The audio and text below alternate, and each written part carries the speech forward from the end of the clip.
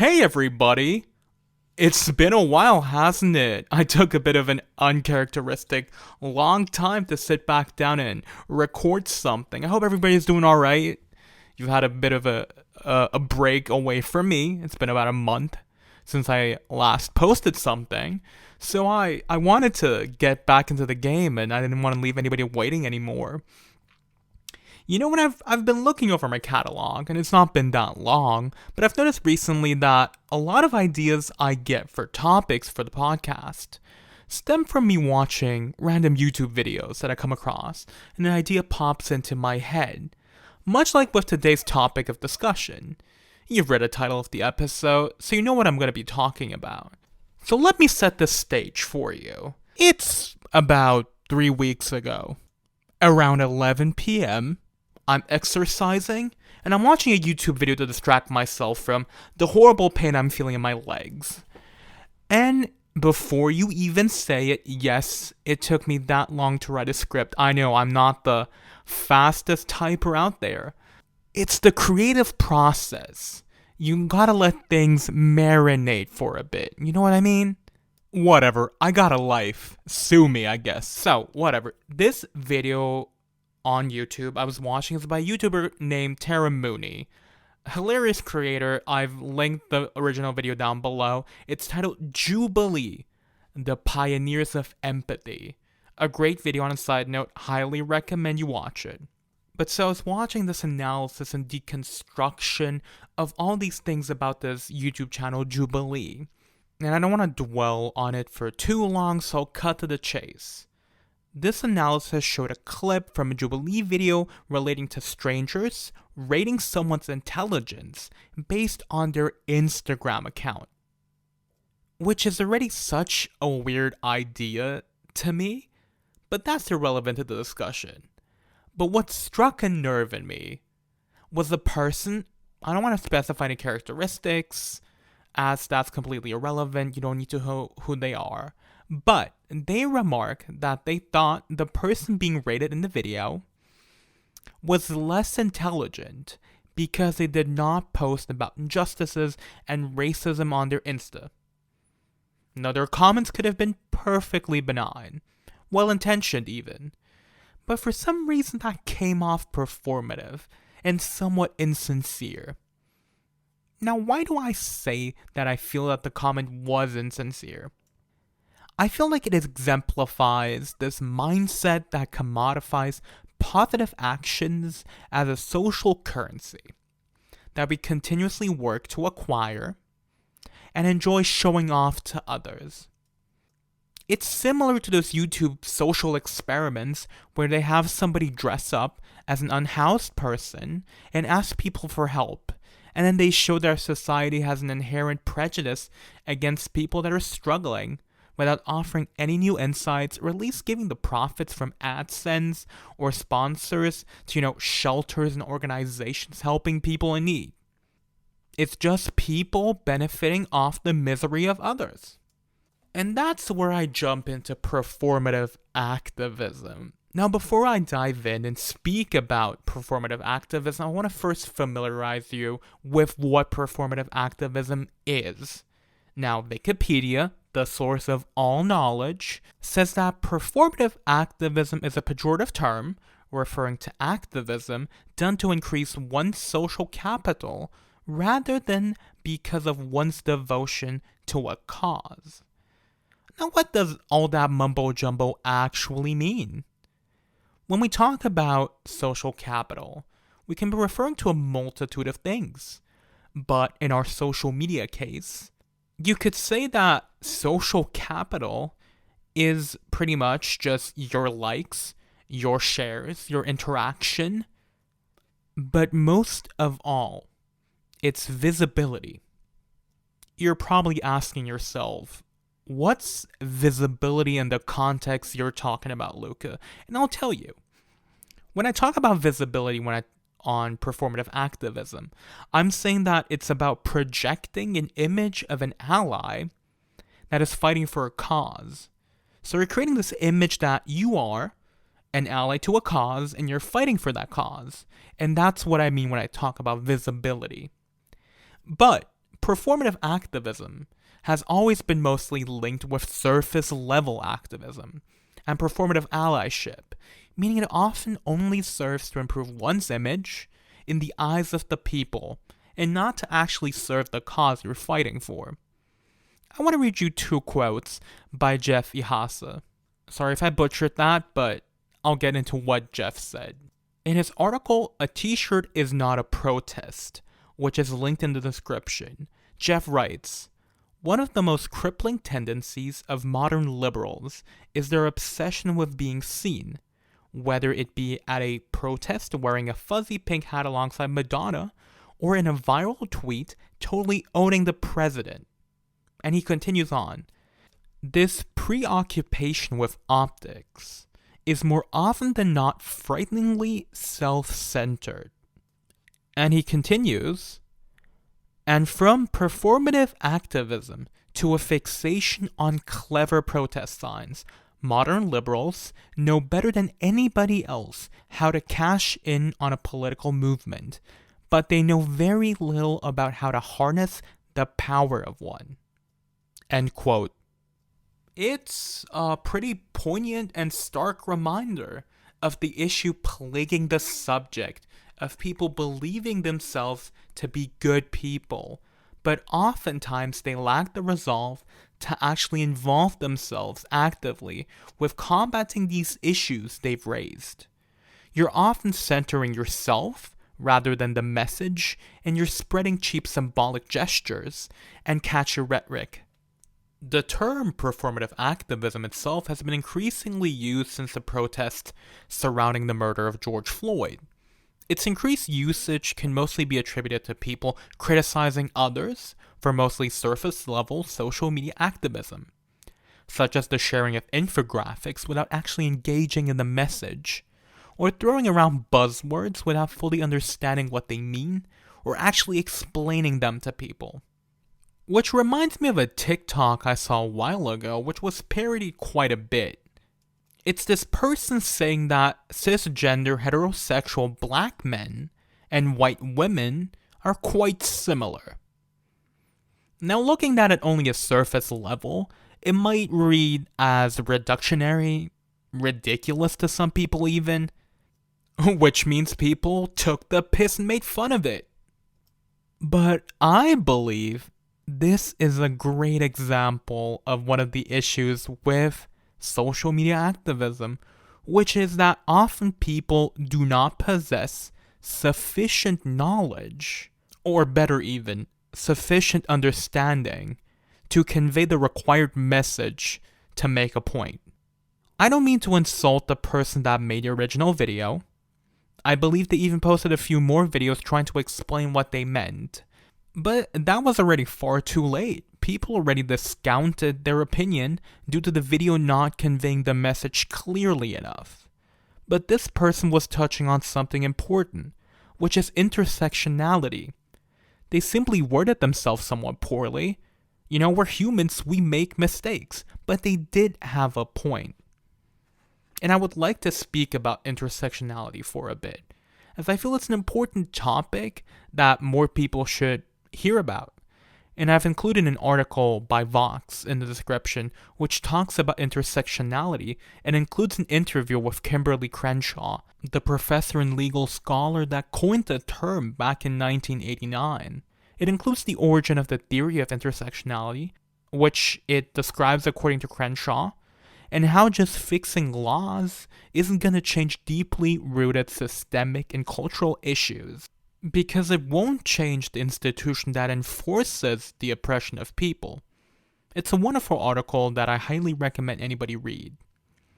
But I'll give you a bit of a TLDR about intersectionality. Intersectionality can be considered a framework by which we aim to combine multiple aspects of a person's political and social identities to give us an understanding of the modes of discrimination and privilege they experience. It takes numerous things into consideration, such as gender, sex, race, class, sexuality, caste, religion, disability, physical appearance, health, and many other factors. It aims to demonstrate that all of these factors have an intrinsic effect on how people experience the world around them, and how it affects the discrimination and privilege they experience. Such as when people say that white-centric feminism isn't true feminism because it excludes the lived experiences and realities of women of color and immigrant women. Additionally, it's why TERFs, trans-exclusionary radical feminists, are often, and in my opinion, rightfully, shunned. These things aren't jabs at feminism. Calling out TERFs and white-centric feminists doesn't aim to reduce the importance of feminism. It aims to expand and highlight the importance of standing up for all women, not just the ones that make you most comfortable or the ones that look like you. All women. I can make an entire episode about intersectionality. Maybe I might. If anybody's interested in hearing more about intersectionality, let me know, because it's an incredibly interesting and nuanced topic. But let's return back to performative activism and social media. Now, we all know social media is inherently performative. We're creating a persona of ourselves to share with the internet, and that persona, more often than not, doesn't fully reflect ourselves, does it? It's more often than not something more of an idealized version of ourselves in our life. I am certain there are plenty of things you do not want to post on your social media, right? So oftentimes, anything we do post relating to activism can come off as performative. There's this song and dance about utilizing social media in protests and activism. It's complex and nuanced, so I don't want to ascribe anybody an opinion that they have to have, but I do wish to highlight a couple of things that I feel I should mention. Now, as I've previously mentioned, oftentimes messages posted on social media boil down to someone repeating buzzwords without any real message behind it. The way I see it, there are two sides to the social media activism coin, which represent two extremes that are usually polar opposites and often can seem to connect.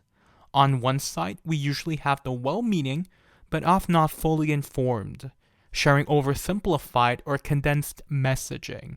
And on the other side, you have people with extensive knowledge of issues that overcomplicate the content they publish and alienate their base.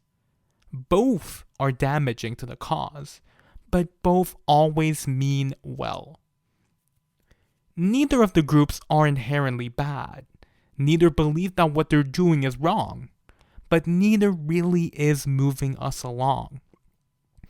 Half-hearted explanations of issues with buzzwords aren't going to convince anybody to join you, but neither is regurgitating complex theory that nobody understands without extensive understanding of literature and history. Marketing change and revolution is not easy. These issues are seen in many circles of social justice and equity, be it in leftist, feminist, or even queer spaces, or many others. Without understanding whom you're talking to, you lose so much of the nuance necessary in imparting understanding onto others. Let's take an example such as the political slogan, "No justice, no peace." Might seem like an easy to understand slogan, such as people chanting it during protests in Minneapolis, wanting Derek Chauvin to be held accountable for the murder of George Floyd. But there are more layers to the slogan itself. It has been around for a couple of decades. There's a historical element to it. It's not just about a single incident. It's about all the violence against and murder of people of color by police. It's not just geographically locked. It's applicable to many countries. It's not just about George Floyd, Breonna Taylor, Daunte Wright, Ahmaud Arbery. It's about all the people of color that the police have murdered. It's about the systemic racism and discrimination that people of color face. It's deep and nuanced. It's not just about one thing that's occurring. It stands for all the injustices occurring. And there are plenty of other ways to interpret the slogan. The slogan itself is a great capture of the zeitgeist of our current age. But sometimes movements can be halted by mismanagement or misguided actions.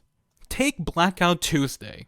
I'm certain if you have an Instagram account, you remember Blackout Tuesday. Last year, June 2nd, was the day around 29 million people posted a black square on their Instagram with the hashtag Blackout Tuesday. It was supposed to symbolize business as usual being paused, and people were acknowledging police brutality against people of color. But the original intention wasn't to post black squares. That's not really how you disrupt business as usual, is it? It was originally a movement or initiative, more likely, called The Show Must Be Stopped, created by Jamila Thomas and Brianna Agyemang, two black music label executives. The intention was for June the 2nd to be a day to start reflecting and discussing the exploitation of black culture by people in the music industry, as well as police violence, racism, and discrimination black people are subject to. At no point was there a suggestion of symbolic gestures, but the initiative asked people to reflect on issues, educate themselves on topics within the discussion, and that people donate money or time to causes and businesses. But along the lines, things happened, and people started posting black squares on Instagram and Twitter.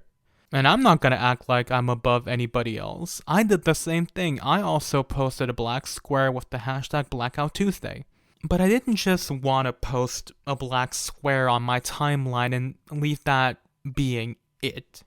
I also wrote a piece of text in which I describe how I, as an immigrant and a queer person, have experienced discrimination and hate before, but I'll most likely never come even close to understanding 1% of the pain and suffering that most people of color have to go through, especially because I'm white and male presenting. I included links to petitions, to organization, bail funds, all of that. I wanted to provide as much information as I could in that moment. I wanted people to at least be able to take a first step, be it for donations, be it to sign a petition. But does that somehow make me better than anybody else? The people around me? But also posting black squares? No. No, it doesn't at all. Do I genuinely think that having posted this shifted anybody I know's opinion? Most likely not. Why would my two posts about needing change really genuinely influence anybody? I'm just a single person with a couple of friends on social media. So after a while I decided I had to delete the post because they felt so incredibly performative to me.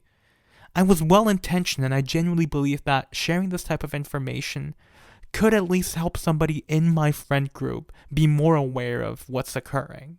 But after actually reflecting and looking at that post for an extended period of time, it just felt like performance. Like I was trying to prove something. It felt empty, meaningless. It felt like screaming into the void.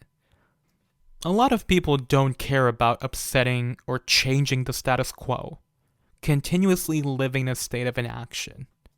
This is by no means a call out to anybody I know. We live in a society that pushes us to make certain choices that are hard to deviate from. And that includes plenty of everyday decisions we make, and involve things we deal with daily. Most clothes we'll ever buy are produced by either child, slave, or unfair labor. The produce we buy and eat is most likely not farmed, harvested, or sold in an environmentally conscious manner. And it's hard for us to change those small decisions. Those choices aren't made easy for us. We often feel lost in a vast and complex sea of decisions and actions that are hard to commit to, as they can be incredibly expensive, inaccessible, and certainly classist in nature. I don't, and am in no place to, judge people for making these decisions and choices. As for many people, the ability to make these choices is not given to them, as they are inaccessible to them due to economic factors and other social or even geographical factors. But when it comes to social media posts, it often feels as if it's people rushing to tell the world and people around them that they aren't racist. And many do it in such a tasteless way as memifying the death of a person, such as with Breonna Taylor, where people rush to make tweets that end on the sentence and arrest the cops that killed Breonna Taylor. How is that benefiting the movement? Yes, obviously we need to arrest and charge the killers of Breonna Taylor. But what are we gaining by randomly tweeting something, meaningless oftentimes, and adding the sentence and arrest the cops that killed Breonna Taylor? It all feels so performative. And then many social media influencers saw Black Lives Matter and the protest as photo ops to parade around the fact that they truly care about the mistreatment of black people. But then after snapping a couple pictures at a march or a protest, they promptly leave without actually truly standing with people to actually send a message. And talking about celebrities and social media personalities, why don't we think back to 2016, when Colin Kaepernick took a knee during the national anthem to protest police brutality? Where was that same energy from companies and celebrities back then? Some definitely did bring the energy, but for many it didn't seem convenient back then. But now, 2021, that the zeitgeist and general consensus says that it's normal, good, and beneficial to support Black Lives Matter, everybody stands behind the movement. Now it's convenient for brands, organizations, and celebs to, say that Black Lives Matter.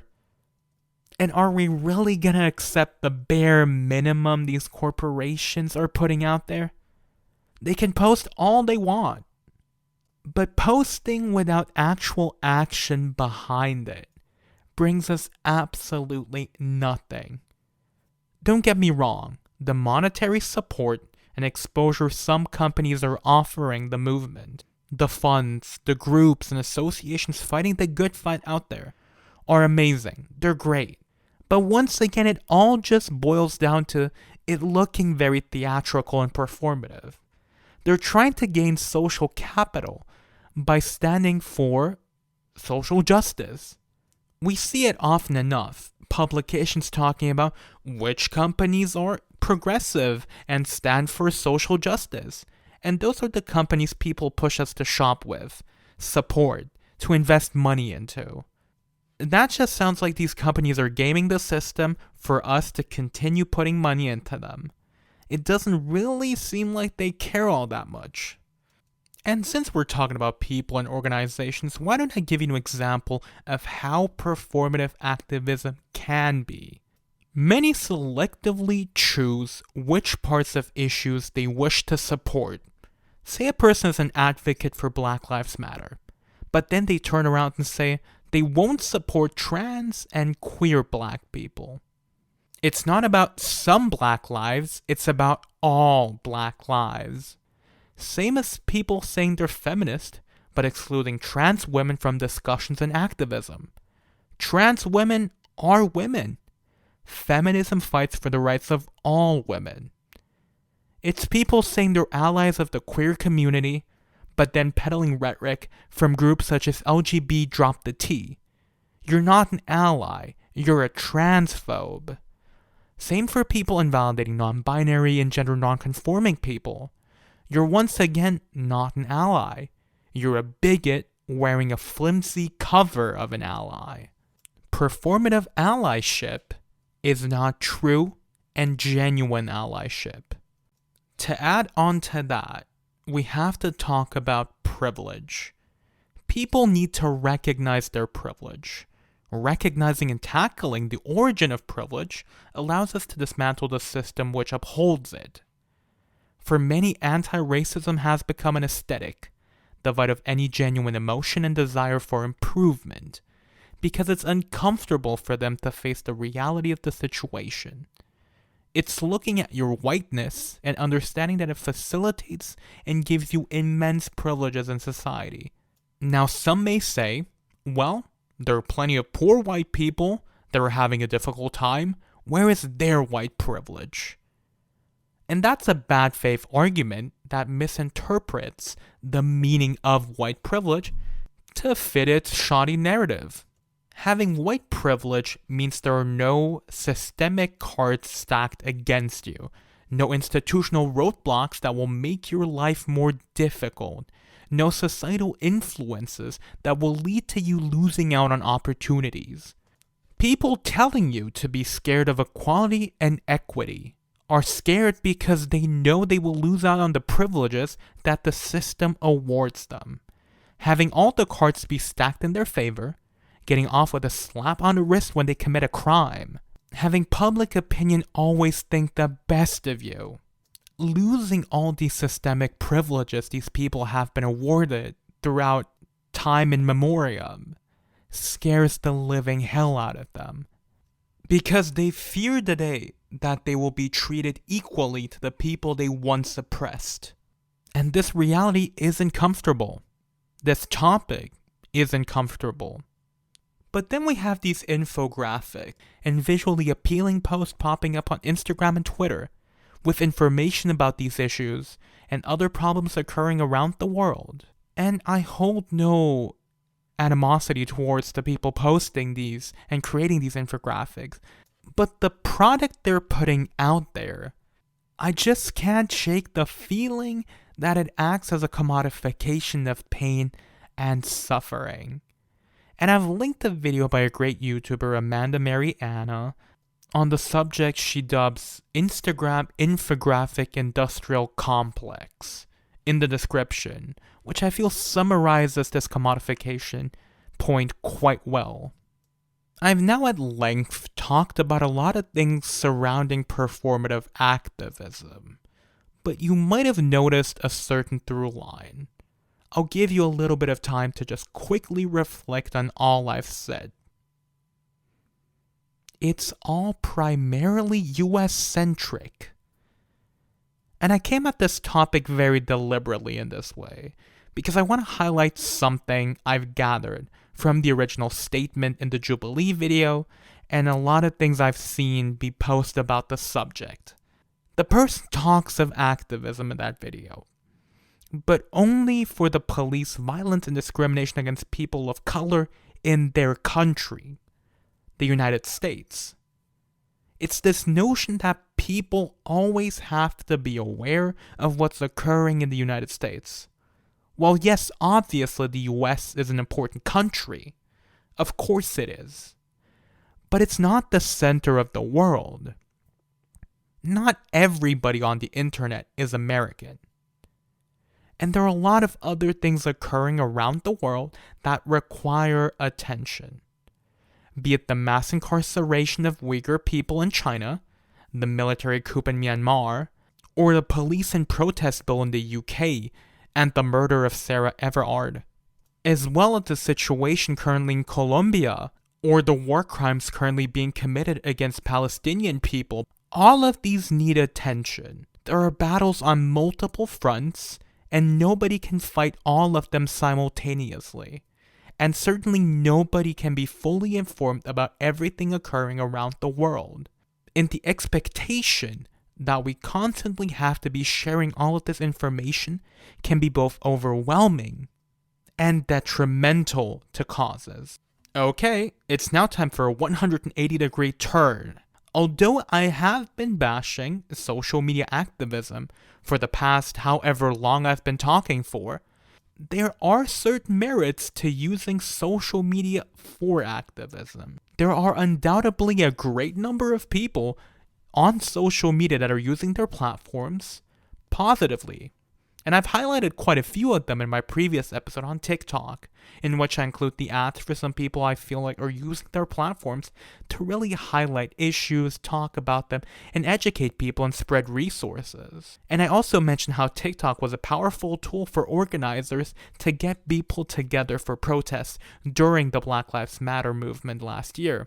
Social media activism can also be a gateway for people to start learning about things and discussing topics. Issues only arise when activism starts and ends on social media. What some people would call genuine activism, donating money and time, or going to marches and protests, can be extremely hard or even impossible for some people. Now, why do I say this?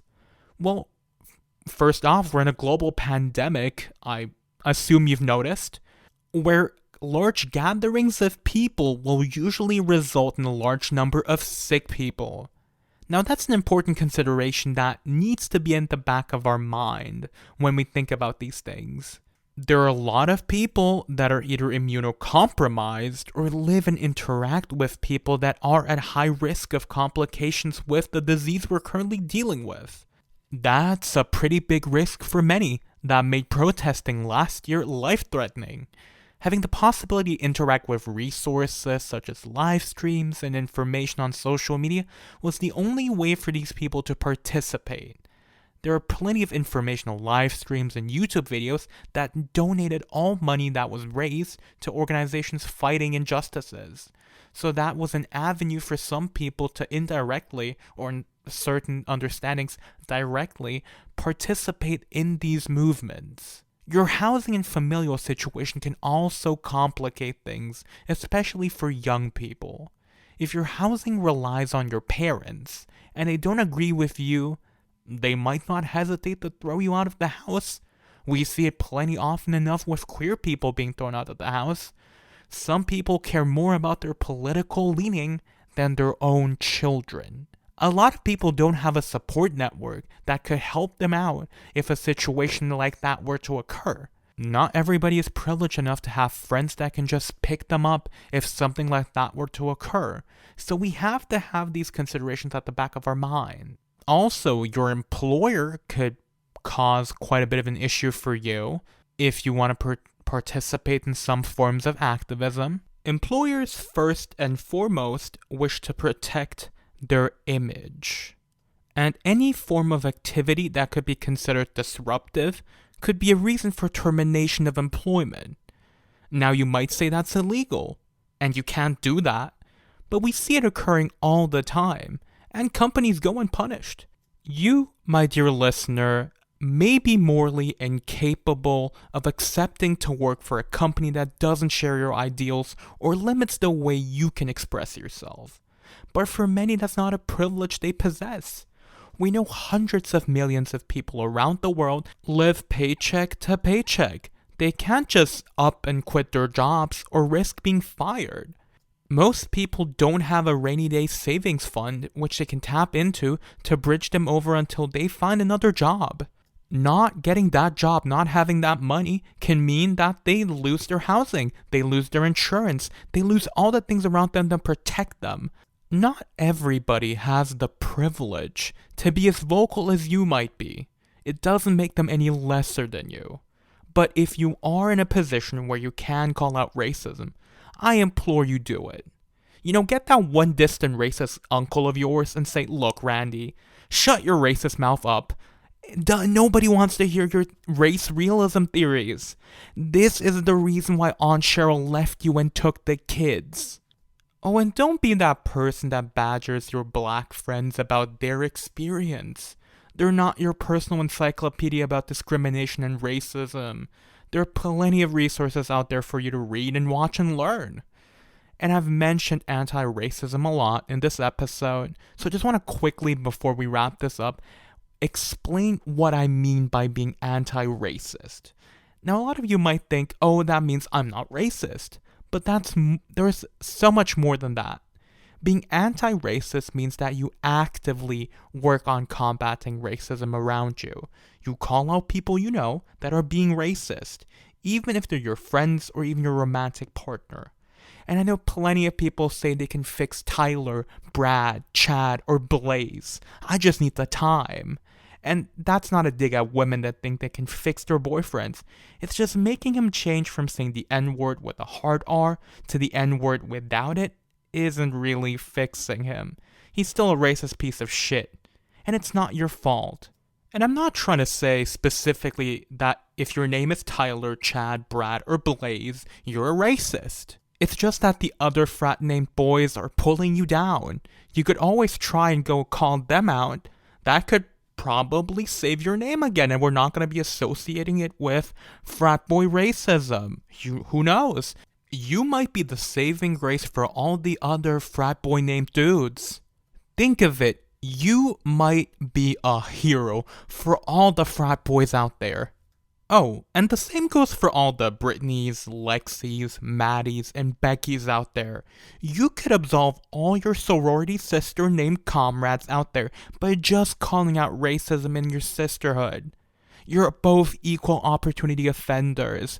We know all you frat and sorority people love being like, oh no, we're not racist. We're just an elite group of select people that come together to like party and like live university life. Same thing for all the chads being like, no bro, we accept everybody. It's not like we're trying to like be excluding other people. It's like we're like so hardworking and we just want to be like a community of bros. Yes, I know those impressions were horrible. Don't kill me. Just trying to have a little bit of fun at the end of a long episode. I assume you people are aware of the fact that this episode might be like 45 minutes long, but in actual recording time, it's like an hour and a half. I just have to cut out a bunch of like silent dead air and me stuttering or misspeaking. So like it takes a long time to record these, and I just want to have a little bit of fun at the end of this. And I just want you guys to be a little like humored by me trying to make a joke, you know? I know I've said it before, I am not a comedian, I'm not trying to always be funny, but, you know, I'm gonna stop rambling. I think I've talked enough, so just leave you with my last couple of thoughts. Activism, in and of itself, does not have to be grandiose. It can be done through small personal choices, such as supporting local minority-owned businesses responsibly. I don't want you to disenfranchise the original clients, like we've had for a period of time with, like, silk bonnets and stuff like that, where white people are infringing upon spaces and disenfranchising the original minorities that benefit from these businesses. I want everybody to be responsible in the way they shop, in the way they support businesses. I've seen articles where people talk about supporting minority-owned bookshops and then expecting Amazon levels of customer service when it's just like one or two people managing an online web store and a physical location. Everybody, please be responsible about the way you approach these types of things. You don't want to end up being a gentrifier that's just pushing out the people these businesses were originally intended for. Okay, now listen up. This one's very important. Educate yourself about what's going on around the world. Don't feel pressure to constantly post about it or constantly share information about what's going on. You know, have conversations with people that are willing to talk about these topics and that are able to further expand your horizon on these topics by having these conversations and talking to people. You don't have to feel pressure to understand everything that's going on, but having conversations with people around you, even if they're not the authority on all subjects, it can help you formulate ideas and also familiarize yourself with topics surrounding these issues. But importantly, on that note, exercise critical thought and analyze things that you're hearing and reading. You know, you have to be willing to further expand your horizon by researching and discussing things. You don't want to end up listening to crazy conspiracy theorists or going on to false and fake news websites. So critical thought is highly important in that aspect. always think, is there a bias here, or people trying to push a narrative, and be aware of those types of things when you're researching and reading and discussing things. This one's a bit of a controversial one, but eat less meat. We know that the meat industry is one of the largest polluters and water users in the entire world. So by consuming less meat, be it red meat, white meat, whatever it may be, you're lowering your carbon footprint, Choose a couple of vegetarian or vegan options that you can have once or twice a week. That's already enough to make a small little change that can have a big impact, because we have the power of a group. We're 7 billion people around the world. If you have the option, the opportunity, try a couple of vegan and vegetarian alternatives to your meat-based products. It can always be you discovering something new, a new cuisine, a new product that you might end up enjoying. And by doing that, you're effectively lowering your carbon footprint. Isn't that great? And you might become healthier. That's a great thing in my opinion. Also, follow the mantra of reduce, reuse, recycle.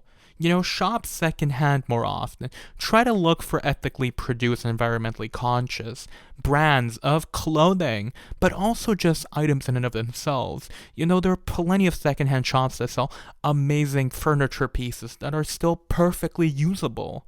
It's such an important thing for us to not fall into the trap of over-consumerism, where we always feel like we have to buy new things.